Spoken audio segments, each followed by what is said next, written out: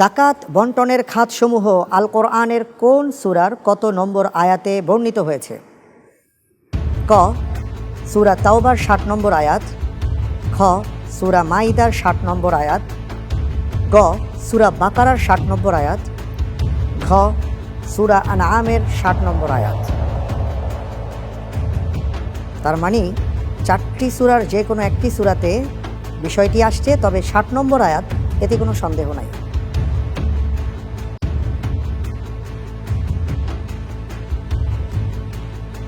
ইন্নামাস সাদাকাতু লিল ফুকারা ওয়াল মাসাকিন ওয়াল আমিলিনা আলাইহা।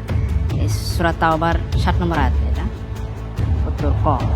উত্তর ক। লক করে দিচ্ছি। লক করে দেয়া হোক সূরা তাওবার ৬০ নম্বর আয়াত।